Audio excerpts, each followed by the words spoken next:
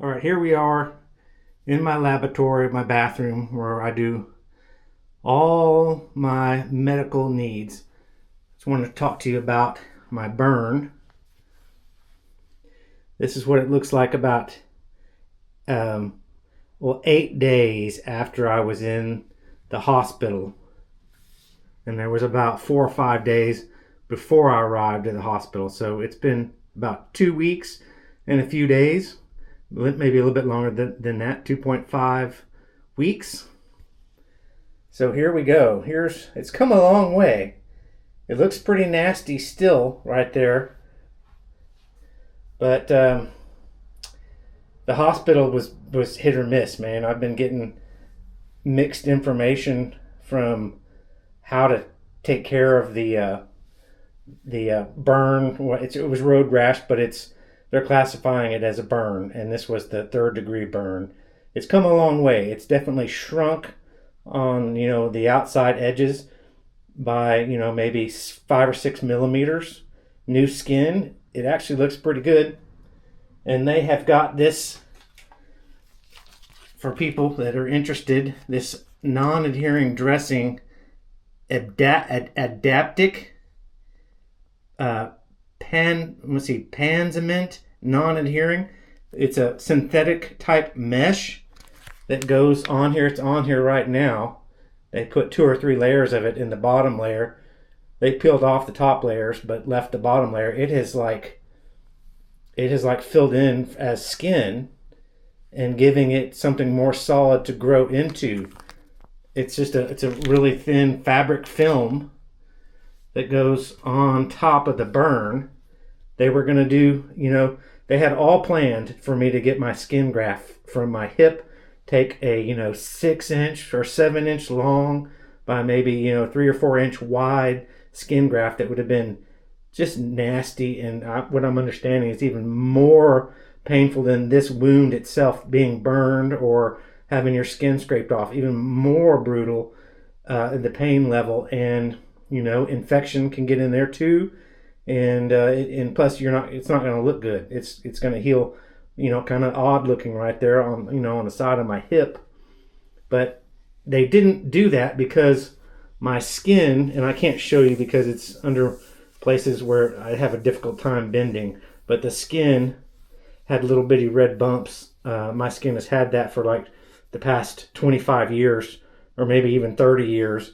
My skin just has little red bumps and, just looks, it's not Asian milky white skin. It's just, it's just my skin. And they were commented that they were really hesitant on taking the skin graft from the section of my thigh that had this, dermatologic or, epiderm skin level that probably had something, infection in it or something. I don't know if that's what they were calling it, but I've been that's been there for 30 years. So that's nothing normal that I haven't dealt with. I just have the general scratches and itches here and there, but it's never really affected me. So they didn't, at the last minute, they didn't do the skin graft, and they just went with cleaning it and peeling off the upper layers of skin to get down to the healthy, which again, I'm glad I wasn't awake for it. It was considered surgery, but they didn't go to the full bore surgery of doing the skin graft. But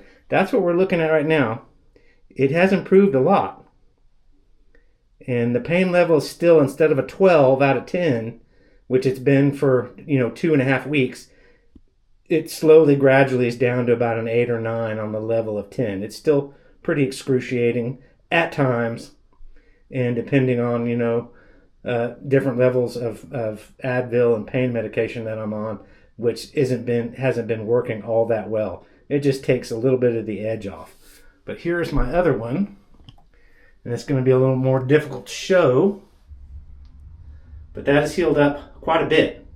I wore shoes for the first time today and socks, and I'll show a before and after photo for both of the injuries, a few days after and then a few weeks later. So we've made a lot of progress there.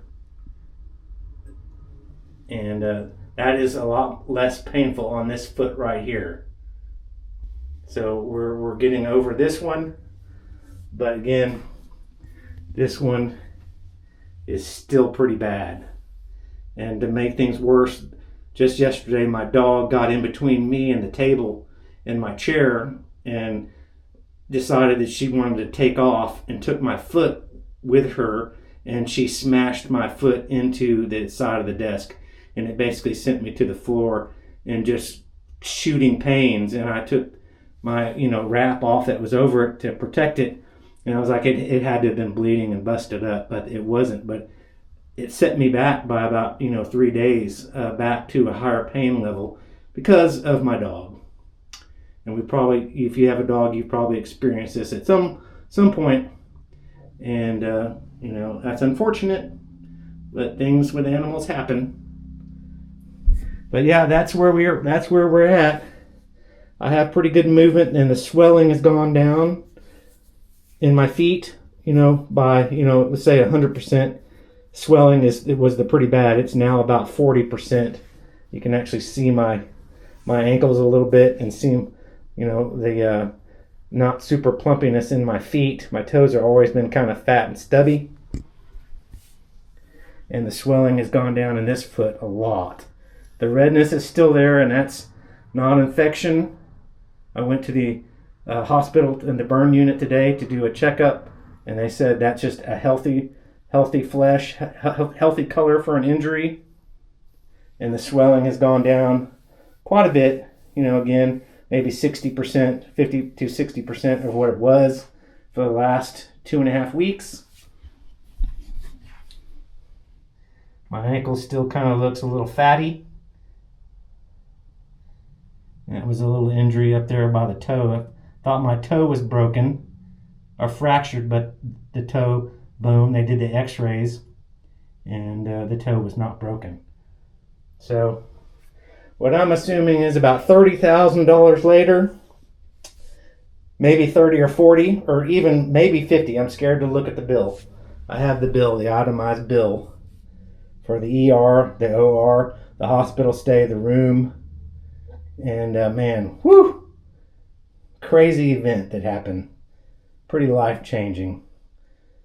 Just the bill alone is pretty life-changing. But thanks for watching. If you're interested in this, then maybe learn. I learned a lot from this injury. Thanks for viewing. Have a great day, great night. Bye-bye. Catch you on the next video as I get better and recover and be able to walk a little bit better. Bye-bye.